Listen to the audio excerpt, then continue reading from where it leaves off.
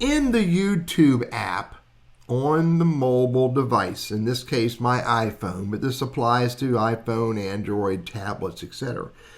There's settings. You're going to want to understand how to get into settings and then review them and make decisions of how this app is set up to work best for you. Let me show you what I'm talking about. I'm on the home page of YouTube on my iPhone in this case. And in the bottom right hand corner you can see where it says You. So I'm going to click on that. It brings me into my account. And then in the upper right hand corner you'll see the sprocket or the gear to get into settings. I'm going to click on that. Under settings, here are a few things that I recommend you take a look at. You may want to look at all of these, but at the very least look at these things I'm going to share with you. Under General, you're going to make a decision whether or not you turn any of these features on or you adjust any of these features to fit your needs. For me, definitely I turn off picture-in-picture. I also turn off zoom to fill. I like to show info video cards. You may not want those. I also badges. I may turn that off as well if you don't need it. But just take a look at these settings. And if you're not sure what to do, leave it on the default. But if you definitely know you don't want to be reminded of a break or reminded when it's bedtime, turn that stuff off. Just by clicking on it and clicking off on it to turn it on or off. I'm going to come back out of General. Autoplay. I turn autoplay off. You may want to have that on. It's dependent upon what type of video consumption or watching you're doing. Maybe you want to watch the next episode, etc., etc. You may want to leave that on, but I turn it off for me. Try experimental new features.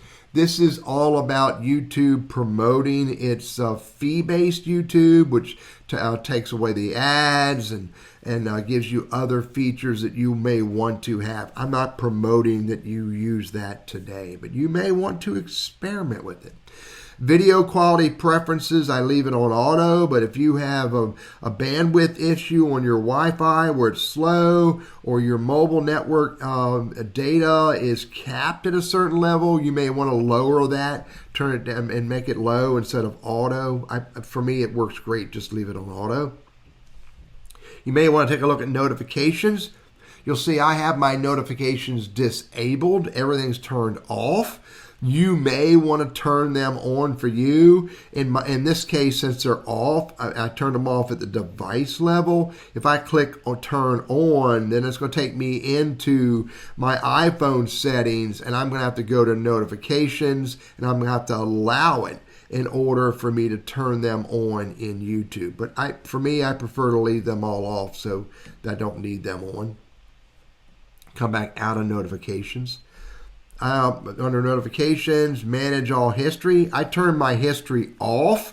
You can see it is off. YouTube/Google wants me to turn it on. I don't need it on, but maybe you want it on. So you can go back and look at the videos that you looked at before.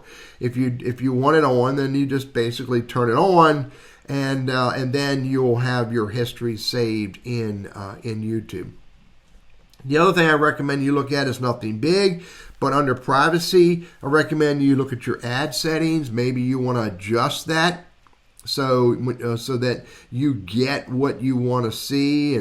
But I recommend at the very least you leave it as it is, or this is a whole lot of information here, but maybe you want personalized ads on, which I have. And the reason why I want personalized ads on, I know that YouTube and Google are going to give me ads.